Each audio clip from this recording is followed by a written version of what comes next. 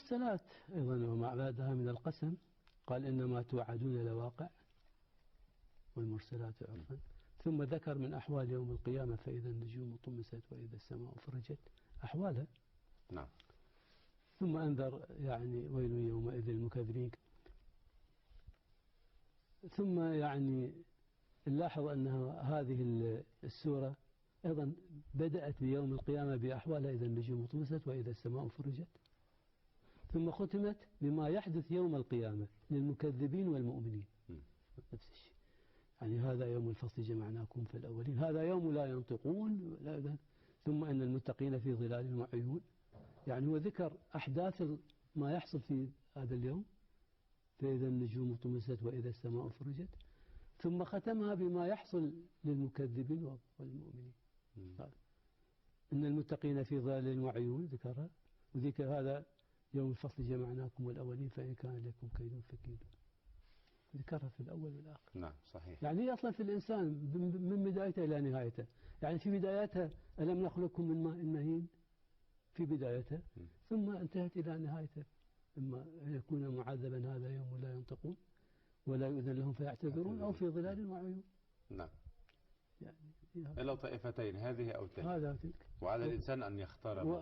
وتستمر اللازمة ويل يومئذ للمكذبين من أولها إلى آخرها. نعم. صحيح. النبأ تبدأ بعما يتساءلون عن النبأ العظيم. نعم. هو كما يقول المفسرون يتساءل عن البعث، يخوضون فيه وينكرونه والنبأ العظيم هو البعث. نعم. وينكرونه واستهزاء به. عما يتساءلون عن النبأ العظيم. هذا سؤال نعم. عما يتساءلون. هو ده يسأل يعني عن ايش يسأل؟ عن النبأ العظيم الذي هم كلا سيعلمون ثم كلا سيعلمون. هذا سيأتيهم الجواب، سيعلمون الجواب. إذن التساؤل كما يقول أصحاب التفسير هو عن البعث، كان يخوضون فيه إنكارا واستهزاء. ها بدايتها. ختمت بذكر ذلك اليوم يوم يقوم الروح والملائكة صفا لا يتكلمون إلا من ذلك اليوم إنا أنذرناكم عذابا قريبا. فإذا هم استهزأوا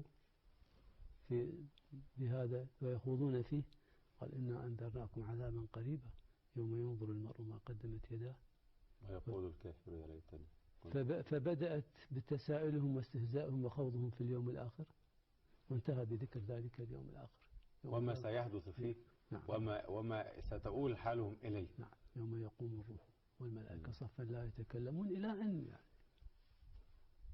في اليوم الآخر في أولها إما أن يؤمن فينجي نفسه ومن أن يكون كافرا فيقول يا ليتني كنت ترابا. إذا هي في أولها وآخرها، من أولها في اليوم الآخر، أولها وآخرها. صح صح. جميل. النازعات 79 هذه أقسم، ثم قال يوم ترجف الراجفة تتبعها الرادفة قلوب يومئذ واجفة. كلام عن شيء يوم القيامة. يوم القيامة. ختمت بذكر الساعة يسي أيان مرساها فيما أنت قل إلى ربك منتهاها إنما أنت منذر من يخشاها كأنهم يوم يرونها لم يلبثوا إلا عشية أو ضحاها. بدأت أيضا بالساعة وختمت بالساعة يوم ترجف الراجفة تتبعها الرادفة. ثم بدأ بسؤالهم أي متى ستقع؟ قال فيما أنت إلى ربك منتهاها إنما انتهى أمرها إلى الله أنت لا تعلم كأنهم يوم يرونها لم يلبثوا إلا عشية أو ضحاها. فإذا الكلام كله في الساعة. صح صحيح. عبس، هو ذكر في عبس صنفين من الناس. أولا في أولها من استغنى ومن جاء يسعى وهو يخشى. أما من استغنى فأنت له تصدى وأما من جاءك يسعى وهو يخشى فأنت عنه تلهى. إذا ذكر قسمين. صحيح. من استغنى ومن جاء يسعى وهو يخشى، وانتهت بذكر هذين الصنفين.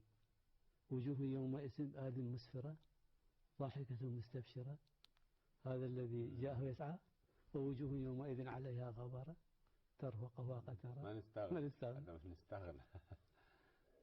ذكر الصنفين. وكانوا يصوروا حالتهم حينما موقفهم من النبي عليه الصلاة والسلام في الآن وفي النهاية. فلينظر الإنسان يسعى أم يستغني. اللهم اجعلنا من السعين يا رب. نعم. وكذلك التكوير، يعني هي كل تقريبا السور الأخيرة هاي 81 عبس 80 هي. نعم صحيح. إذا الشمس كورت يعني أيضا في أحداث الساعة.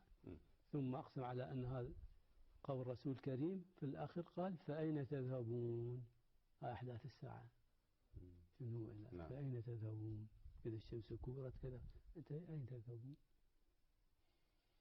صح صحيح. والانفطار هي في أولها وآخرها في الساعة، يعني أولها إذا السماء انفطرت وإذا والآخر يوم لا تملك نفس لنفس شيء والأمر يومئذ لله. في أولها وآخرها عن نعم. أحداث الساعة. وكذلك المطففين يعني صور جزء عامة هي سور قصيرة. نعم. يعني السور القصيرة هي إما أن تكون ذات موضوع واحد في الغالب.